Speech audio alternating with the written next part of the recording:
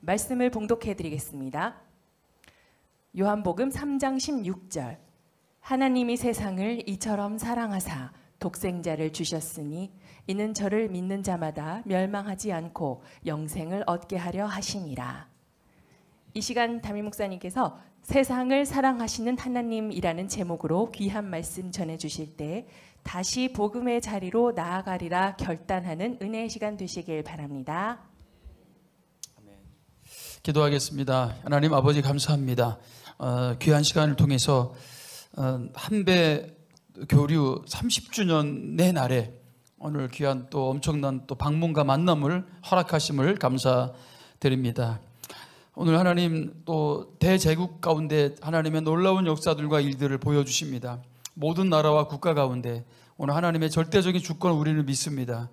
오늘 그 가운데 이런 놀라운 만남은 또 하나님께서 그 땅을 향한 하나님 아버지의 그 비전과 그 소망, 꿈을 우리에게 보여주신 줄 믿습니다.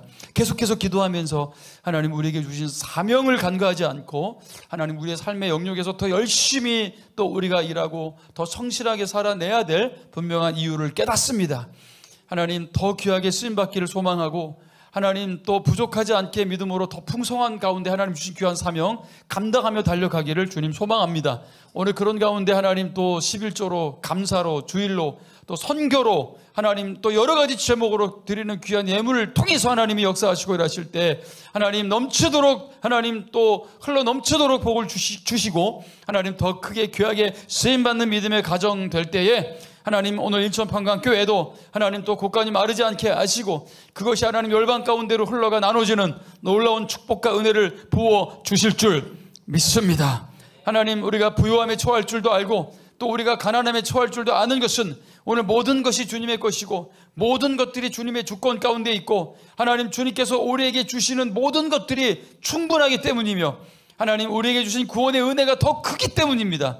하나님 오늘 이 무엇이 우리의 또 믿음과 주님의 사랑을 침범할 수 있겠습니까? 오늘 굳건하게 지켜내고 하나님 그래서 우리의 삶 속에 하나님의 더 놀라운 부르심의 소망이 날마다 더 커지고 더 성장하기를 주님 소망합니다. 믿음의 큰 그릇들이 되게 하여 주시고 보배로운 그릇들이 되게 하시고 예수 그리스도의 아름다운 향기를 나타내며 더 풍성한 삶 가운데 하나님의 나라를 확장시키며 나아가는 하나님 평강의 모든 예배자들 평강의 모든 가족들 되게 하여 주시옵소서. 베트남의 귀한 손님들 모든 일정 가운데 주님 동행하여 주시옵시고 하나님 주셨던 말씀 통역을 통해서 전달된 오늘 귀한 말씀 가슴에 새겨주시고 오늘 그것이 자다가도 생각나게 하시고 업무를 보다가도 생각나게 하시고 식당에 가도 그 말씀들이 기억나게 하시고 하나님 오늘 귀한 말씀의 씨앗이 반드시 영혼에 안착되어 하나님 생명으로 피어오르게 하시고 풍성한 열매 거두게 하여 주시옵소서. 오늘 바울을 통해서 하나님 또 간수에게 복음이 전해지고 그 간수를 통해서 결국 하나님 또 로마 하나님 또 황제까지도 결국 복음으로 정복된 것처럼요. 오늘 하나님의 놀라운 역사를 보게 하여 주시옵시고 모두가 하나님 이 땅에 80, 100년의 인생이 다가 아니라 우리에게 영원한 소망이 있음을 함께 알며 함께 이 기쁨과 소망 안에 모든 열방이 하나님께로 나아갈 수 있도록 무리바다 같은 영광을 볼 수 있도록 축복하여 주시옵소서. 귀한 시간 주님께 올려드립니다. 주님 홀로 영광 받으시고 우리도 예수님의 이름으로 축복하고 기도하옵나이다. 아멘. 세상을 사랑하시는 하나님, 요한복음 3장 16절의 말씀을 보셨습니다. 아까는 요 앞에 이제 그 네 분들이 딱 앉아 계시고 통역이 들어가서 제가 이제 속도를 좀 조절해야 될 필요가 있습니다. 이게 동시 통역기를 이제 끼고 통역하는 또 이제 또 베트남에서 귀한 분이 또 한국에 계시는 베트남 분이 오셔서 통역을 해주셨거든요. 그런데 이렇게 빨리 말하면은 많이 놓치는 부분들이 많이 있으니까 속도도 이제 조절해야 되고 또 이제 막 설교하다가 어려운 단어를 쓰면은 또 통역하는 분이 어렵습니다. 이게 전문적인 용어들이 너무 나와버리면 통역이 어려우니까 저도 계속 설교하다가 이게 이제 워딩을 단어를 선택해야 되니까 굉장히 쉽지 않았습니다. 굉장히 어려운 시간이었어요. 정말 진땀 빼는 시간이었는데 이제 끝나고 나서 이제 제 방에 가서 잠깐 교제를 하는데 너무나 귀한 메시지를 들었다라는 그런 이야기를 했고요. 너무 필요한 얘기를 해주셔서 감사하다 그랬고요. 그리고 뿐만 아니라 제가 잠깐 이단에 대한 이야기를 좀 했거든요. 지금 이제 베트남에도 이단들이 막 너무 이제 파고 들어오니까 지금 뭐 이단들이 뭐 우리나라 이단은 세계적인 거 아시죠? 참 기가 막힙니다. 근데 요즘 또 중국의 또 전능 신교 뭐 이런 또 이단들이 지금 뭐 난리라고 합니다. 그것도 지금 뭐 상당히 심각한 문제고요. 야, 정말 기가 막힌 얘기는 여러분 통일교가 북한에 들어간 지 꽤 됐답니다. 야, 통일교들이 뭐 목숨 걸고 들어가는 겁니까? 그거? 기업을 끼고 들어가는 겁니까? 야, 정말 끔찍합니다, 여러분. 이 이단들이 자꾸 이제 틈새를 노리고 자꾸 이제 장난질을 합니다. 제가 설교하면서 그랬어요. 이단들은 뻔하다. 계좌 뒤지면 다 나온다. 계좌 뒤지면. 결국은 여러분 이단 이 사이비들의 특징이 뭡니까? 결국은 욕을 챙기는 거 아니겠습니까? 근데 결국은 계좌를 털면은요, 문제점이 있는 것들이 다 드러나게 돼 있는 겁니다. 몰래 숨기고, 몰래 감추고, 법망을 피하고. 그게 문제라는 거예요. 여러분, 우리는 더욱 오히려 정직하고 또 하나님의 뜻 가운데 믿음으로 더 선한 양심으로, 왜냐하면 하나님의 불꽃 같은 눈동자가 함께 늘 우리와 함께하고 있기 때문에 우리는 경외하는 마음으로 살아가는 자, 여러분 그런 자들이 기독교인들 아니겠습니까? 제가 정말 정도에 서서 이런 이야기를 또 해야 됐고 또 그런 이야기를 한 겁니다. 많은 교회들이 또 신뢰를 잃어가는 이런 상황 속에서 또 그분들은 또 사회주의 국가 아니겠습니까? 여러분 정말 결국은 진짜가 돼야 능력이 있고요. 또 결국은 진짜를 통해서 하나님이 역사하시고 일하실 줄 믿습니다. 요셉이 가짜고 다니엘이 가짜였으면 왕들의 신뢰를 받았겠습니까? 얼마나 그 나라의 2인자까지 올라가기까지 여러분 이 다니엘과 요셉이 얼마나 정직한 하나님의 사람들이었겠습니까? 그 당시 여러분 아시죠? 그 밑에서 구테타들이 어떻게 일어날까 봐 늘 두려워하는 그런 왕에게 있어서 신뢰하는 믿음의 사람들이 얼마나 필요했을까요? 자기들이 신뢰할 만한 그 신뢰할 만한 신하가 바로 요셉이었고 다니엘 아니었겠습니까? 다니엘이라는 사람은요, 여러분 이 나라가 이 정권이 3개의 정권이 바뀌면서 이 5명의 왕을 섬겼던 사람이 다니엘입니다. 그럼 결국은 여러분 정권이 바뀌고 나라가 바뀌면은요, 여러분 아시다시피 바벨론에서 페르시아로 바뀌는 그 과정 속에서 당연히 신하도 바뀌어야 되는 거 아니겠어요? 나라가 바뀌는데 야 너는 전에 저 왕을 섬겼던 사람이니까. 근데 여러분 다니엘은 어마어마한 기적과 같은 그런 일이 벌어진 겁니다. 어떻게 그 신하를 안 자르고 계속 그 밑에 신하로 둘 수 있을까요? 다니엘이 얼마나 왕에게 신뢰받는 사람이었을까요? 여러분 상상이나 가십니까? 결국은 여러분 그게 기독교의 힘이고 능력인 줄 믿습니다. 네? 신뢰받는, 믿을 수 있는 정직한 말입니다. 네? 결국 그런 사람들이 세상을 바꾸는 사람들이고 저는 그게 기독교라고 제가 그분들 앞에 당당하게 말씀을 드린 겁니다. 깡패도 자기가 더 위협적으로 보이기 위해서 그 고통스러운 문신을 합니다. 여러분 문신 해보셨어요? 네? 저도 해보진 않았지만 여러분 눈썹 문신만 해도 아프다가 아파 죽겠네, 한 번 더 넣어주라고 주사 한번 아파 죽겠다고 그거 하면서도 아프다고 막 난리를 치는데 여러분 몸에다가 하는 거는 더 아픈 거예요. 근데 그거를 온몸에다가 깡패들이 한다? 왜 해요? 더 위협적으로 보이기 위해서 하는 거 아닙니까? 그 비싼 돈을 들어가면서 자기들 더 위협적으로 보이기 위해서 그 비싼 돈 들어가면서 그 어마어마한 고통을 감내할 수 있다면 여러분 우리가 한 영혼을 사랑하는데 뭐 그게 뭐 돈이 들어가요? 네? 여러분 우리가 그리스도인으로서 더 겸손하고 정직하게 사는데 무슨 거기 고통이 있습니까? 네? 막 그냥 칼로 긁어야 됩니까? 정직하기 위해서? 깡패가 남들에게 위협적으로 보이려고 하는 거는 그건 깡패니까 그런 겁니다. 우리는 더 사랑하고 할렐루야 더 겸손함으로써 여러분 그리스도인 됨을 나타내야 될 줄 믿습니다. 하나님은 그렇게 여러분 하나님을 닮아가고 또 선한 삶을 살아가는 것, 오늘 그 하나님의 백성들을 통해서 하나님이 오히려 증명되고 하나님의 살아계심이 나타나는 거예요. 우리들이 그렇게 작은 예수의 삶을 살아감으로 인해서 하나님이 기뻐하시고 결국 기독교는 진짜 기독교가 되고 여러분 세상에서 영향력을 나타내는 그런 여러분 십자가의 공동체가 되는 겁니다. 그런 공동체가 되시기를 축원합니다. 요즘 넷플릭스를 보면은요, 넷플릭스 보십니까? 뭐 안 보셔도 되지만 그 요즘 나오는 그 프로들을 보면 항상 기독교를 까는 코드들이 나옵니다. 이제 그것 때문에 이제 저희 가정에서도 좀 토론이 벌어졌어요. 네. 근데 이제 저희 아내는 기분 나쁘다 이거죠. 기독교를 자꾸 깔려고 하니까 뭐 당연한 거 아니겠습니까? 근데 저희 아들 우리 박세임 전도사님이 딱 그래요. 깔만하니까 까는 거 아닙니까? 깔만하니까 까는 거. 예. 저는 이제 그 토론이 벌어진 겁니다. 저 이제 두 사람의 의견을 다 존중하면서 제가 이제 정리를 했습니다. 거기에서 까는 게 기독교입니까? 개독교입니까? 그래서 여러분 잘 보십시오. 모든 방송마다 그죠? 넷플릭스에서 나오는 보시면 반드시 나옵니다. 꼭 나와요. 놀라울 정도로 꼭 나옵니다. 거기 꼭 이제 교회 얘기 나오고 막 기도하는 사람 나오고 막 도박하면서도 막 따게 해달라고 기도하는 모습 나오고 막 그런 모습들이 나옵니다. 여러분 잘 보세요. 그게 기독교입니까? 개독교입니까? 개독교잖아요. 그건 기독교가 아닙니다. 안타깝게도 세상 사람들은 개독교랑 기독교를 구분을 못하니까 그런 행동을 하는 겁니다. 기독교는 깔 수 없는 거예요. 기독교는 정직하고 겸손하고 온유하고 예수를 닮는 것입니다. 아멘입니까? 보세요. 그 사람들이 까는 게 그건 기독교가 아니에요. 그런데 여러분 예수님께서도 교회 안에 양과 염소들이 섞여 있다라고 말씀하십니다. 결국 그것을 마지막 때에 구분하겠다고 말씀하시죠. 억지로 가라지를 뽑지 말라고 하십니다. 상당히 문제가 되는 거예요. 어떻게 저렇게 막 얽혀있고 섞여있고 진짜든 가짜든 막 섞여있는 이런 관계가 여러분 이 메커니즘이 굉장히 쉽지 않습니다. 그러니 막 가짜들을 막 걸러내려고 하면은 거기에 믿음에 연약한 사람들까지 막 휩쓸려 가고 이 교회는 사랑이 없느니 저쩌니 막 이러가면서 복잡합니다. 여러분 결국은 주님께서 마지막 때 하시겠다는 거예요. 여러분 진짜가 되시기를 축원합니다. 제가 위조 지폐로 설명드렸잖아요. 결국은 기계에서 걸러지더라. 똑같이 생겼다 이거예요. 돈이 5만 원짜리가 이 눈으로는 식별이 안 됩니다. 기계만이 식별합니다. 우리도 마찬가지예요. 하나님의 눈으로만 식별되는 게 있단 말입니다. 몰라요. 어떻게 알아요, 여러분? 네?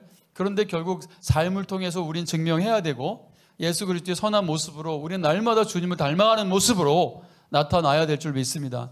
그러나 이것은 완전함을 의미하는 게 아닙니다. 완전함이라면 우리는 어느 누구도 여기 한 명도 구원받을 수 없습니다. 우리는 완전함으로 그 방향성을 가지고 나아가는 기독교인들이지 우리는 완전한 사람들이 아닙니다. 아멘. 우리의 완전성은 예수님이 이 땅에 오실 때 완성되는 겁니다. 그러니까 우리는 성화의 과정 속에 들어온 거고 그 과정은 예수님을 닮아가는 과정인 거예요. 그러니 온갖 누군가를 조금 부족하다 그래서 또 정죄하고 심판해 버린다면 그 또한 여러분 성경이 그것을 금지하고 있습니다. 하나님만이 우리를 심판하시는 분이에요. 입술로라도 저놈은 딱 봐도 가짜네 그러면서 여러분 절대로 심판하지 마십시오. 서로 사랑하고 나보다 남을 더 낫게 여기고 온유하고 겸손함으로 오늘 예수 그리스도 안에서 아름답게 하나 되는 그런 공동체를 이뤄가는 인천 펑강교회 되시기를 주님의 이름으로 축원합니다. 왜곡된 무리들 안에 있지 마십시오.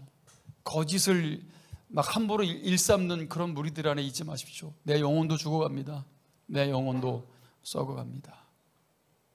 그 정도는 우리가 분별할 수 있잖아요, 여러분. 그 정도는요, 여러분. 그래서 왜 이렇게 사랑이 없어 이 교회라고 하지 마시고 어쩌면 성숙함은 그게 아니죠. 내가 진짜가 되면 되는 게 아니겠습니까? 내가 먼저 솔선수범하고 내가 먼저 보여주고 오늘 바울처럼 나를 잘 따라와 보시겠습니까? 라고 여러분 정말 정직하게 당당하게 말할 수 있는 그런 리더들이 필요합니다. 아멘. 그런 영적 아비들이, 그런 영적 어미들이 필요합니다. 여러분 오늘 그런 영적인 아비와 어미들이 되시기를 축원합니다. 이제는 탈종교 시대고 탈기독교뿐만 아니라 모든 종교들 안에 말입니다. 점점 젊은 세대들이 떠나가고 있다. 종교는 소망이 없다. 종교는 이제 끝났다 라고 말하는 사람들이 많습니다. 종교는 끝나야 합니다. 여러분 잘 보십시오. 하나님이 세상을 이처럼 사랑하사 그랬습니다. 하나님이 세상을 창조하신 분인 거 믿으시면 아멘 하세요. 하나님이 세상을 창조하신 것입니다. 여러분 그러면 종교는 누가 만들었습니까? 하나님 만들었습니까? 그게 잘못된 생각이에요. 그걸 잘 정리하셔야 됩니다. 종교는 인간이 만든 겁니다. 릴리지언 사람이 만들었다고요. 사실상 하나님은 종교를 만들지 말라고 하신 겁니다. 하나님만이 유일하시고 우리 예배를 받기에 합당하신 분이에요. 아까 제가 얘기를 못했지만 네, 얘기를 못했지만, 왜냐하면 밖에서 봤을 때는 하나님은 누가 봐도 굉장히 이기적인 신처럼 보일 수밖에 없어요. 근데 하나님이 이기적일 수밖에 없는 이유가 있잖아요. 여러분, 하나님만이 하나님이십니다. 어느 누구도 하나님과 비교할 수 없는 거죠. 우리 10계명의 제1계명을 배우셨잖아요. 여러분, 하나님만 섬기라는 거예요. 하나님만 우리의 예배의 대상이라는 것입니다. 아멘입니까, 여러분? 그래, 여러분, 하나님은 질투하시는 하나님이라고 말씀하시지만 그 질투는 우리가 알고 있는 그런, 여러분, 뭔가 조금 싸구려 수준 낮은 그런 단어로 알고 있지만, 하나님이 질투하신다라는 건 뭐냐면 절대로 비교할 수 있는 그 어떤 것도 존재할 수 없다는 거예요. 하나님하고 그 이야기를 하고 있는, 담고 있는, 그 의미를 담고 있는 단어입니다. 하나님이 질투하신다는 거는 어떤 거를 갖다가 하나님하고 비교할 수 있겠습니까, 여러분? 하나님은, 여러분, 가장 위대하신 분이십니다. 아멘입니까? 그 아래 종교들은 뭐예요, 여러분? 결국 사람들이 만들어내는 겁니다. 자기가 원하는 모양의 신을 깎거나 다듬어서 만듭니다. 제가 말씀드렸잖아요. 아무리 의리의리하게 만들어놔도 10년을 기다리고 100년을 기다려보세요. 그 깎아놓은 게 자기를 1mm, 1cm라도 스스로를 움직일 수 있는지를 보란 말입니다. 그러니까 그건 뭐예요? 나띵이라고요. 그저 나무 토막이며 그냥 돌덩어리라는 것입니다. 거기에 뭔 생명이 있습니까? 그래 사람들은 찾아와서 자기들이 원하는 것들을 비나이다 하겠죠. 그죠? 그래 점점 더 무시무시한 이 형상을 만들어 놓고 우리가 믿는 신은 이 정도야 라고 해봤자 결국 자기들이 믿는 숭배하는 신은 100년이 지나도 1cm도 움직이지 못하는 돌덩어리요 나무덩어리라는 것을 보여주는 것밖에 안 됩니다. 아니 그런 것들을 갖다 놓고 하나님하고 비교할 수 있습니까? 여호와의 법궤가 여러분 블레셋과 이스라엘 전쟁 중에서 이스라엘이 패합니다. 그 법궤가 잠시 블레셋의 그 신상들이 세워져 있는 여러분 그 공간에 법궤가 함께한 그 사건이 기록되어 있죠, 성경에. 그때 여러분 아십니까? 그 다곤 신상이 여러분 완전히 자빠지고 쓰러져 가지고 코가 깨지고 모가지가 날아가고 완전히 박살난 그 사건이 벌어집니다. 바로 이겁니다, 여러분. 여호와는 질투하시는 여호와. 어디다가 어떤 신을 갖다가 여러분 하나님과 이렇게 대등한 위치에 둘 수 있습니까? 그건 불가능합니다, 여러분. 그게 종교입니다. 여러분, 우리는 종교를 숭배하는 사람들이 아닙니다. 우리는 살아계신 하나님을 믿는 사람들입니다. 아멘입니까? 그 하나님이 세상을 이처럼 사랑했다라는 것입니다. 결국 인간이 죄를 범하고 여러분 하나님께 절대로 나아갈 수 없는 그런 존재가 됐습니다. 영적으로 눈이 가려졌고 영적으로 귀가 가려졌다 이거예요. 하나님 앞에 절대로 자기 먼저 설 수 없습니다. 마치 눈이 안 보이고 귀도 안 보이게 태어난 사람이 누군가가 다가가서 이끌어주지 않으면 평생 어두움에 갇혀서 살 수밖에 없는 것처럼 말입니다. 결국 누군가 먼저 찾아가지 않으면 불가능하죠. 마찬가지입니다. 우린 영적으로 죽은 존재들이에요. 영적으로 죽었다라는 것은 하나님께 대하여 죽은 것입니다. 그러니까 뭐예요? 절대로 하나님께 먼저 나갈 수 없는 존재라는 것을 말씀하고 있는 거예요. 죄 때문입니다. 그리고 죽음이라는 게 찾아온 겁니다. 여기서 죄인 아닌 것을 증명하려면 죽지 않아야 합니다. 누구도 여기서 죽지 않는 존재가 있다면 여러분들은 죄인이 아닌 게 맞습니다. 그러나 여러분 죽을 수밖에 없는 존재들이라면 바로 죄 때문에 그런 겁니다. 사망이 들어왔고 그 사망 권세가 여러분 우리 인생을 지배합니다. 그래서 여러분 이 죽음의 공포에 일평생 눌려 살 수밖에 없는 우리들을 위해서 그 사망 권세를 사망으로 이기신 분이 예수님이세요. 사망 권세를 사망으로 이기신 것입니다. 죽음으로써 우리의 모든 죄를 다 뒤집어 쓰시고 십자가에서 죄인이 아닌 분이 여러분 죄인 되신 겁니다. 죄가 없으신 분이 우리 죄를 뒤집어 쓰신 거예요. 자, 그런데 그분은 완벽한 인간이요 하나님이십니다. 그분이 완전한 인간이요 하나님일 수밖에 없는 이유가 뭡니까? 그분은 죄가 없으셔야만 했습니다. 그래서 인간이지만 인간의 씨로 태어나신 분이 아니에요. 성령으로 잉태하셨다. 만약에 그분이 남자의 씨를 받으셨다? 어떤 일이 벌어질까요? 여러분 바로 그 씨가 문제입니다. 거기에 죄가 있는 거예요. 그 씨를 받고 태어나면 우리도 다 그 씨를 받고 태어났잖아. 여기 남자의 씨 안 받고 태어나신 분 계십니까? 손 들어보세요. 어디 외계에서 오셨습니까? 그죠? 안 계시겠죠. 바로 그 남자의 씨를 받았다라는 것은 여러분 원죄를 물려받게 되는 거예요. 원죄를. 그러나 예수님은 굉장히 독특하십니다. 인간의 몸에서 태어나셔서 인간이지만 그는 남자의 씨로 태어나신 분이 아닙니다. 성령으로 잉태하신 분이에요. 아멘입니까? 예수님은 하나님이십니다. 죄를 가지고 태어나신 분이 아니란 말입니다.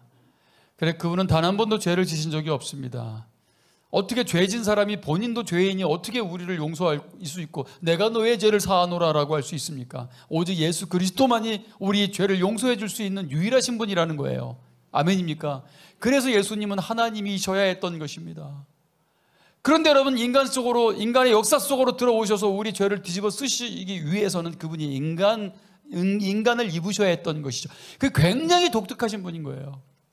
예수님은 완벽한 하나님으로서 죄가 없으시지만 그분은 인간으로서 우리 역사 속에 율법 속으로 들어와 우리의 모든 죄를 뒤집어 쓰시게 된 겁니다. 할렐루야! 이것이 십자가의 여러분 죽으심인 것입니다. 복음이죠. 복음은 저만 전해서는 안 되는 거예요. 여러분들이 다시 한번 되새기셔야 되고요. 이 복음을 좀 명확하게 아셨으면 좋겠습니다. 날마다 되새김질하고 묵상하고, 여러분 또 우리에게 어떤 사람에게 또 복음을 전할 때 복음이 무엇인지를 좀 명확하게 알고 있어야 되는 거 아니겠습니까? 그래서 오늘 설교 들으신, 이 설교를 들으시는 분들 새 가족들이 혹시 계시다면 제 1강을 지금 듣고 있다라고 생각하시면 됩니다. 제 1강을 생략해 드리겠습니다. 할렐루야. 네, 지금 이 강의가 굉장히 중요한 첫 번째 강의이기 때문입니다. 하나님은 누구신가?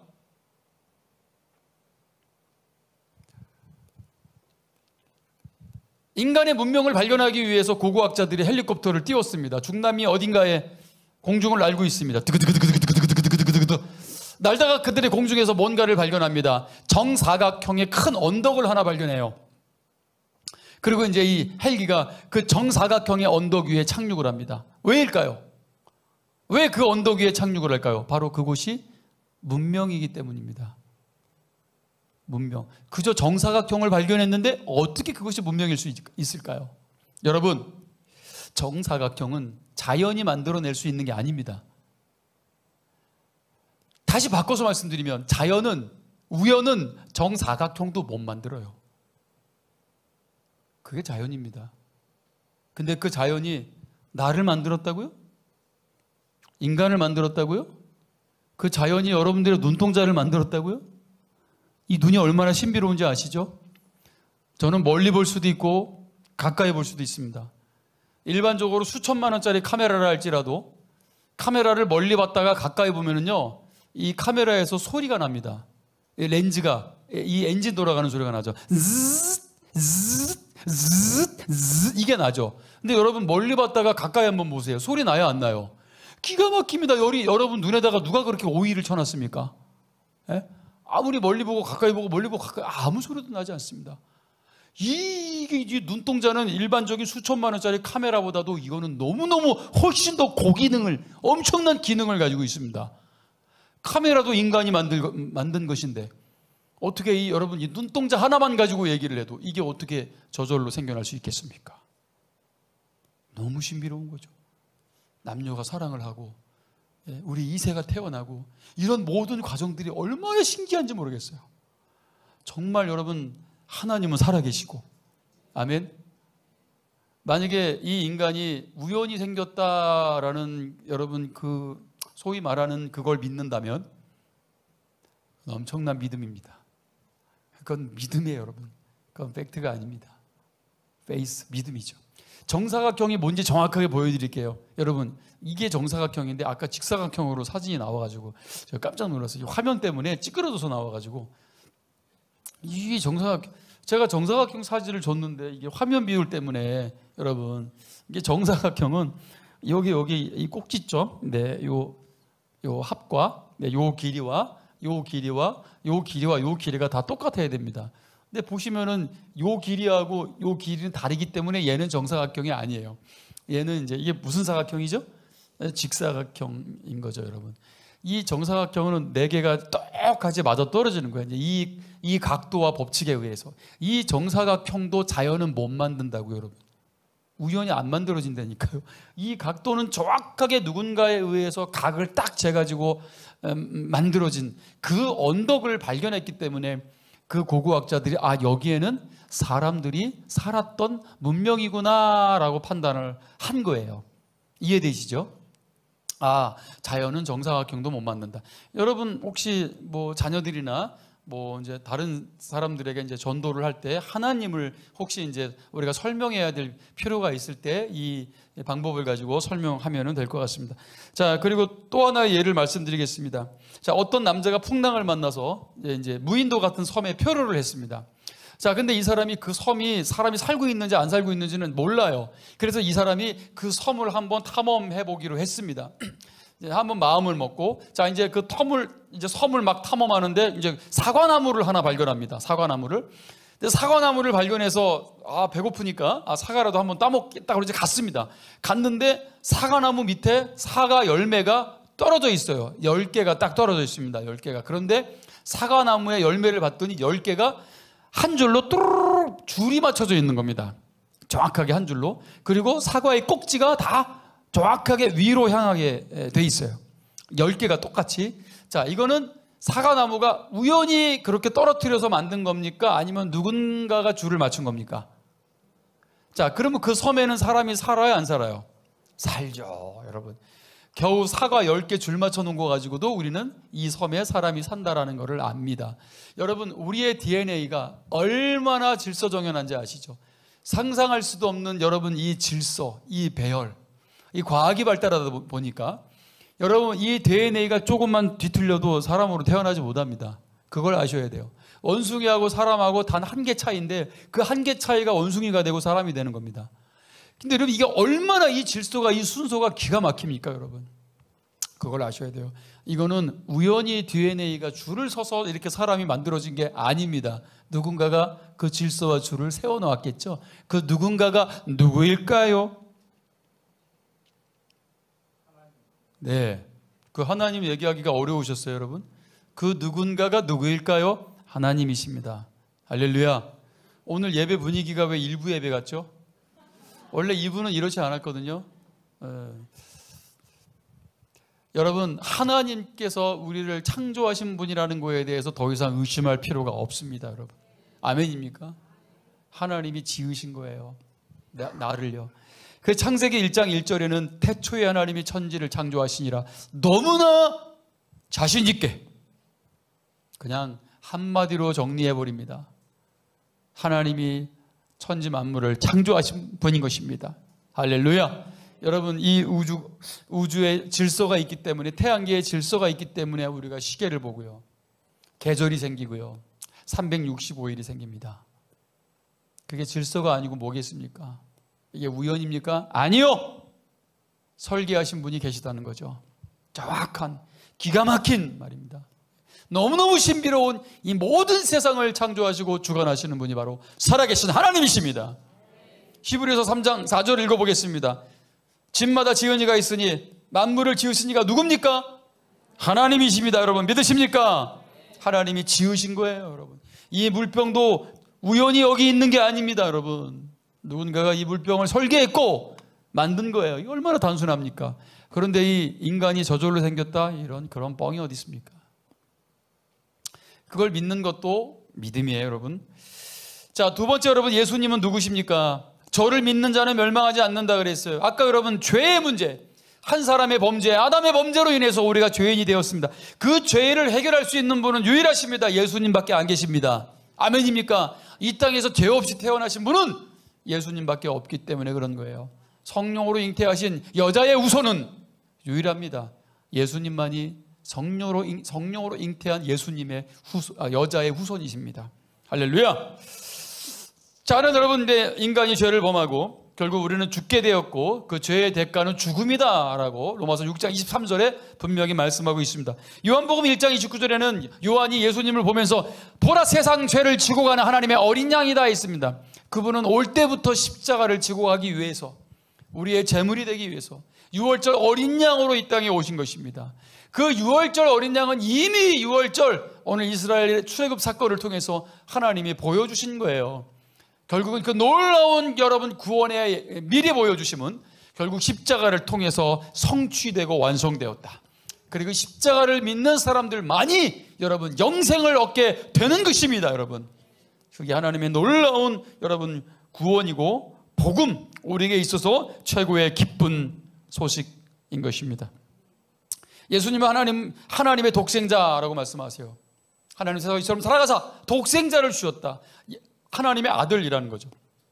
예수님이 마가복음 14장 36절에 아빠 아버지요, 아버지께서는 이렇게 기도하십니다.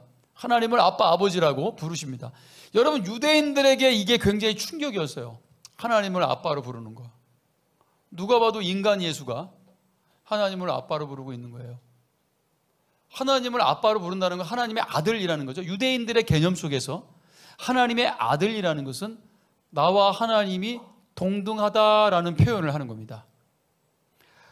실제로 요한복음 10장 30절에 나와 아버지는 하나이니라 라고 하십니다. 유대인들에게는 그것이 신성모독이 된 거예요. 뭐야? 네가 하나님이야? 계속해서 그들이 조롱한 거예요. 너 하나님이라며? 내려와봐라! 십자가에서 내려와봐라! 야, 지 하나도 못 살리는 주제에 네가 하나님이야? 계속해서 조롱을 당하신 겁니다. 예수님은 죽음을 통해서 죽음을 심판하신 분입니다. 그게 바로 십자가입니다, 여러분. 예수님은 죽으셔야 합니다. 그러나 여러분, 예수님의 죽으심은 그걸로 끝나지 않습니다. 예수님은 3일 만에 부활하십니다. 부활. 역사적인 사실이죠. 너무나 많은 증인들이 있기 때문에요. 심지어 예수님은 스스로를 말씀하시죠. 나는 부활이요 생명이다라고 하세요. 나를 믿는 자는 죽어도 살겠고 살아서 나를 믿는 자는 영원히 죽지 않는다고 말씀하십니다. 와, 이건 누가 봐도 사이비 교주, 정신병원에 있는 사람. 그러니 예수님을 다른 종교 창시자들이랑 비교해서 이야기하면 절대 안 됩니다. 그러니까 예수님이 다른 종교 창시자들 그냥 인간이든지 아니면은 좀 정신이 이상한 사람인지 이게 논리 아니겠습니까?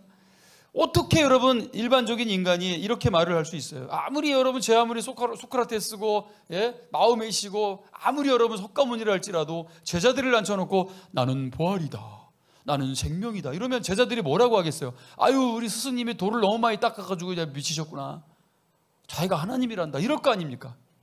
그런데 예수님은 이런 말씀을 하신 분입니다. 우리는 선택해야 돼요. 이 사람이 정신이 이상한 사람인지 아니면 진짜 하나님이신지. 우린 그걸 선택한 거예요. 여러분, 예수님은 하나님이십니다. 아멘입니까? 논리적으로 접근해도 그렇다는 거예요, 여러분. 일반 여러분 종교 창시자들이랑은 너무 달라요. 차원이 달라요. 너무나 다른 말씀을 하십니다. 만약에 여전히 지금도 사이비 교주들이 내가 예수야, 내가 하나님이야 그러고 죽어요. 그리고 죽으면 또 자기들 종교 가지고 재산 정리합니다. 그걸 분리합니다. 서로 나눠 먹게 합니다. 거기에 속아 넘어가는 사람들은 뭡니까? 그걸 우린 가스라이팅이라고 하는 거예요. 가스라이팅. 진리가 아닌 거. 진리가 아닌 거. 결국은 종교라는 것들을 이용해서 말이죠, 사람들을 유혹하고 사람들을 속이는 집단들인 겁니다. 그걸 가스라이팅이라고 하는 거예요. 여러분, 아주 잘못된 권위를 가지고 만약에 내가 교주인데 내 말을 듣지 않으면 마치 저주받는 것처럼 사람이 그런 거에 묶여 있잖아요. 그러면 실제로 묶임을 받습니다, 여러분. 그거를 가스라이팅, 영어로 소울타이, 혼적인 묶임. 여러분, 그런 거짓된, 여러분 저를 보세요. 제가 가스라이팅을 합니까? 제가 여러분들을 막 저주합니까? 순종 안 해? 담임 목사한테 순종 안 해? 내가 확 저주한다? 자, 그렇게 보이십니까? 여러분, 그런 아주 교주성을 가진 그런 교주 같은 여러분, 그것은 상당히 문제가 있는 거예요. 그건 하나님의 뜻이 아니죠. 그건 진리가 아닌 겁니다. 물론 하나님이 저에게 권위를 주신다고 저는 믿습니다. 그거는 여러분 권위적인 거, 억지로 권위를 부려서 사람들을 제압하는 게 아니고요. 그 권위는 여러분 결국은 인격과 성품과 여러분 진정한 진리와 하나님이 주시는 권세와 또 질서 안에서 나오는 거 아니겠습니까? 여러분, 그것은 건강한 거죠. 건강한 권위는 건강한 권위. 이건 굉장히 중요합니다, 여러분. 중요한 거예요, 여러분. 그걸 누군가를 겁주고 막 억지로 강조해서 되는 게 아니라는 것입니다. 결국 도마는 요한복음 20장에 도마가 대답하여 이르되 나의 주님이시오 나의 하나님이십니다. 결국 예수님을 하나님으로 고백합니다. 결국 제자들이 발견한 거예요. 아, 예수님은 하나님이시구나. 근데 유대인들이 그런 고백을 한다는 것은 굉장히 중요한 일입니다. 왜냐하면 유대인들 사상 안에서 하나님의 전지전능함, 그 누구도 하나님이라고 부를 수 없어요. 유대인들의 사상 안에서는. 그런데 예수님을 하나님으로 불렀다? 여러분, 바로 옆에서 지켜보았던 제자들이 예수님을 하나님으로 불렀다라는 것은 예수님이 진짜 하나님인 것을, 여러분, 그들이 성령 안에서 눈을 떴기 때문에 그런 거예요. 진리를 깨닫게 되었기 때문에 나의 주님, 나의 하나님이라고 부르고 있는 겁니다. 이렇게 의심 많은 도마가 결국은 예수님을 하나님으로 부르고 제자들 중에서도 제일 먼 땅까지, 여러분, 인도까지 와서 복음을 전했다라는 기록이 있습니다만은, 물론 아직도 뭐 연구하고 있는 것 같긴 합니다만은, 여러분, 이 도마에게 아주 특별한 믿음이 생긴 겁니다. 이 의심 많은 도마, 그의 의심은 믿음이 없어 의심이 아니라 그런 계속해서 점검한 거예요. 점검한 거. 진짠가? 진짠가? 여러분, 저는 그게 필요하다고 생각합니다. 무턱대고 믿는 게 아닙니다. 여러분, 기독교는 자신 있습니다. 성경은 자신 있습니다. 성경은 답을 줍니다. 할렐루야. 물어보십시오. 질문을 던지십시오. 진짠가? 라고 하십시오. 얼마든지 고민해 보십시오. 결국 여러분, 진짜가 더 확실하게 진짜가 되고, 결국 도마와 같이 예수님을 하나님으로 고백하는 그런 일들이 벌어질 것입니다. 결국 이어령 여러분, 이 어마어마한 이 학자분도 결국은 그렇게 질문하고 그 어마어마한 이 과학적인 지식을 가지신 분이 결국은 여러분 예수님 앞에 꼬꾸라지잖아요. 여러분, 그게 진리입니다. 왜요? 예수님은 진짜 하나님이시기 때문입니다.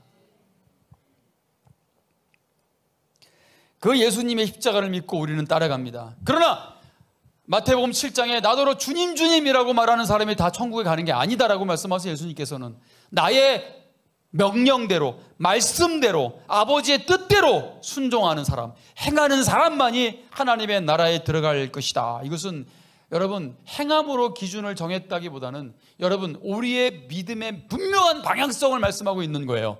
우리는 계속해서 예수님을 닮아가야 될 줄 믿습니다. 주님의 선하심을 따라가야 될 줄 믿습니다. 서로 돌아보고 사랑하고 친절을 베풀고 선한 행동을 하도록 격려합시다 그랬어요. 히브리서 10장에는요. 우리는 계속해서 여러분, 오늘 그렇게 주님의 가르침을 배우고 따라가야 되는 겁니다. 그리고 마지막 때가 올수록 교회 모임에 빠져서는 안 됩니다 그랬어요. 그래서 제가 아까 네 분들 계실 때도 우리 한국 교회가, 한국 사람들이 왜 이렇게 미국 가서도 교회를 세우고 왜 이렇게 베트남 가서도 교회를 세우는 그 이유를 제가 말씀드린 겁니다. 마지막 때가 될수록 교회 모임에 빠지지 말라고 명령했기 때문에, 그 교회 예배를 통해서 서로 격려하고 서로 사랑을 나누는 공동체이기 때문에 말씀드린 겁니다.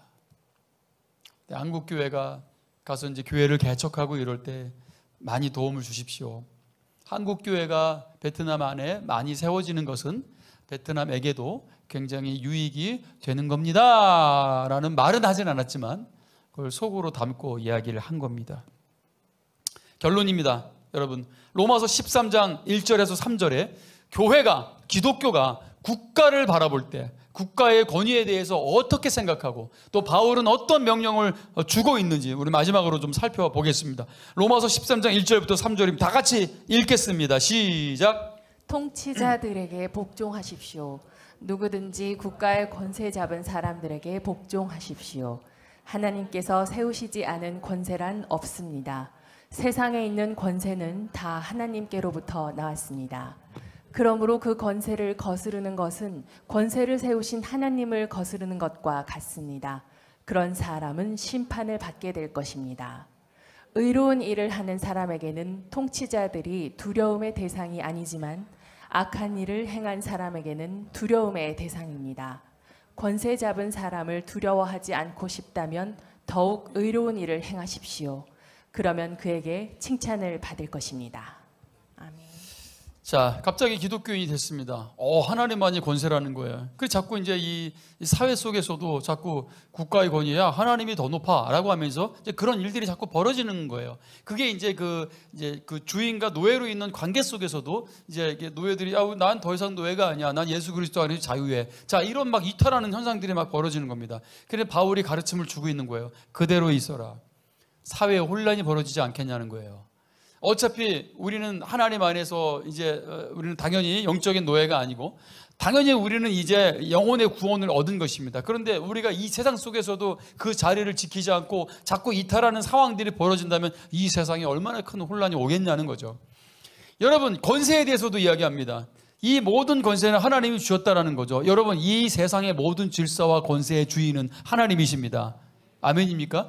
그 왕이 일단 악질이고 악당이고 뭐 선한 사람이 이걸 떠나서, 여러분, 이걸 떠나서 그 왕에게 아까 말씀드린 것처럼 신뢰를 받기 위한 우리의 행동이 어떠해야 되냐는 거예요. 자꾸 우리가 권위에 대해서 이탈하고 자꾸 권위에 대해서 손가락질하고 이놈의 저거는 맨날 끌어내려야 돼, 여러분, 이런 행동들만 하고 있다면 여러분, 기독교는 세상에서 무슨 영향력을 발휘할 수 있겠습니까? 이건 이미 성경에서 다 가르침을 주고 있는 거예요. 그래서 우리는 이 정치적 위정자들을 위해서 기도해야 되는 건데, 이 한국이 지금 막 왼쪽 오른쪽으로 너무 지나칠 정도로 갈라져 있어서 말입니다. 이 교회 안에서도 말이죠. 예? 아예 정치 얘기를 하면은 그냥 뭐 정치 얘기 때문에 막 그냥 막 치가 떨리고 막 시험 들고, 이 교회는 정치 얘기만, 물론 저는 정치 얘기를 그렇게 대놓고 하지는 않습니다. 우리는 성경적인 관념을 가지고 사는 사람들이니까요. 어떤 정권이든 간에 여러분, 우리는 기도해야 될 줄 믿습니다. 이거를 명확하게 알고 계셔야 돼요. 성경의 명령이 뭔지, 하나님의 뜻이 무엇인지를 알아야 돼요. 그럼 우리는 어떤 정권이 쓰더라도 욕하잖아요. 오른쪽에서도 욕하고 왼쪽에서도 욕하고, 여러분, 기도하지 않고, 그게 성경적이지 않다는 것입니다. 여러분, 기도하셔야 될 줄 믿습니다. 그리고 여기 보십시오. 통치자들이 우리의 두려움이 대상이 되는 이유가 뭡니까? 내가 법을 안 지켜서 그런 거예요. 내가 정직하지 않아서 그런 거예요, 여러분. 예? 악한 일을 하는 사람들에게는 그것이 두려움의 대상이 됩니다. 그러나 우리가 정직하게 행하고 우리가 올바른 일을 행할 때는 오히려 그 통치자들에게도 우리 또한 신뢰받는 사람이 되는 거예요. 저는 기독교가 그런 공동체가 되어야 된다고 믿습니다. 그런데 여러분, 기독교가 맨날 범죄를 하고, 예?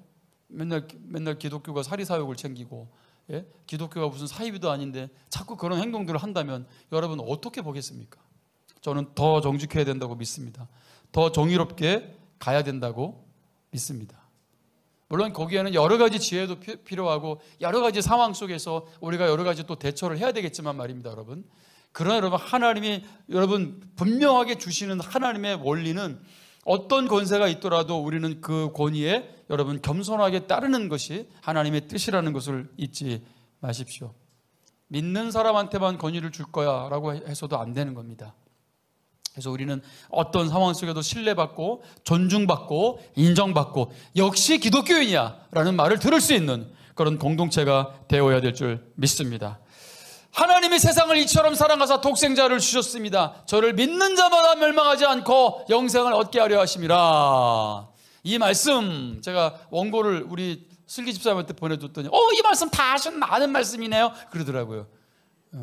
그러면 내일 올 때 원고 보지 말고 그냥 읽어 그랬더니 안 갈래요. 그렇게 장난을 치시더라고요.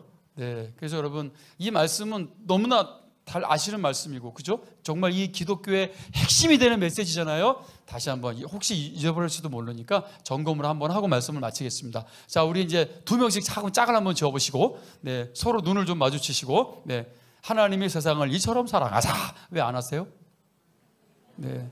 그래서 마주 보시고, 아니, 시작하면 하는 거예요. 시작하면 하나님이 세상을 시작. 하나님이 세상을 이처럼 사랑하사 독생자를 주셨으니 이는 저를 믿는 자마다 멸망하지 않고 영생을 얻게 하려 하심이라. 고개를 그냥 숙이고 있는 분들은 뭐죠? 네. 자, 여러분, 이 말씀은 배우십시오. 무조건 아셔야 됩니다.